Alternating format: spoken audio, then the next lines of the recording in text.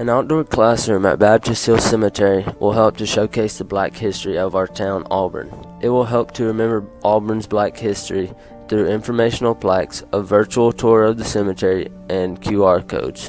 A QR code is a barcode you can scan with your phone's camera to go to a website to find additional information. These devices are not only important in spreading the black history of Auburn, but also in keeping the history well maintained and respected. By using these means, we can keep people from walking through the cemetery and disrespecting this sacred space or littering in it. For our project, we would need a few things to be done to the property. The City of Auburn already owns this property, and the current plans for it include intersection improvements and a green space. This plan for an outdoor classroom would be a positive additional step. We would need to clear the debris first and then add a covered pavilion for learning on the lot on the corner of Dean and McKinley. Plaques opposite of Dean Road displaying information about people interred in the cemetery, and a concrete path from the sidewalk to the pavilion and other buildings on the property.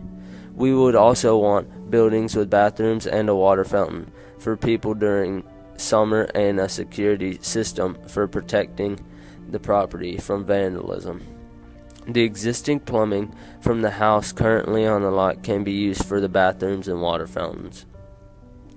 The old house isn't an essential piece of Auburn, but this cemetery is. We, as a town, need to be more knowledgeable about that history. This outdoor classroom can help with that. This is why it is necessary to build an outdoor classroom on this plot of land. We should have plaques for people that are buried in Baptist Hill Cemetery.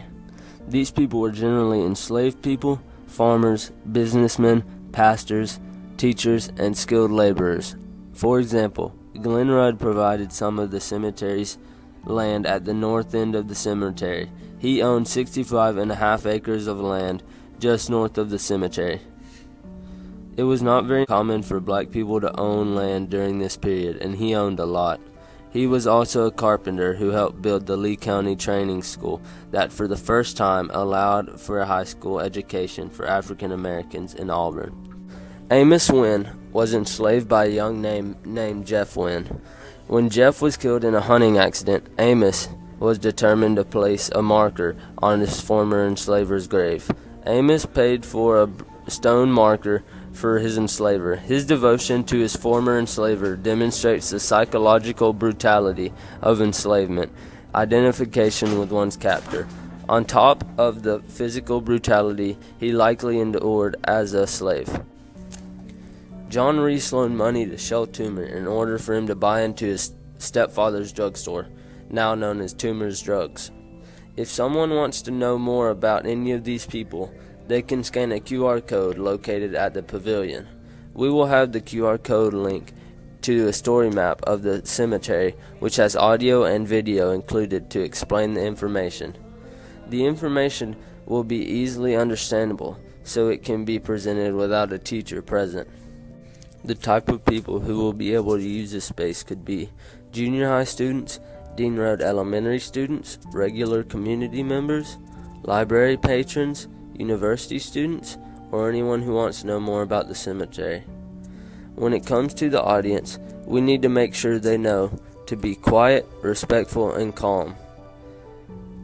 Doing this will help to maintain the cemetery and keep it a sacred place for many families.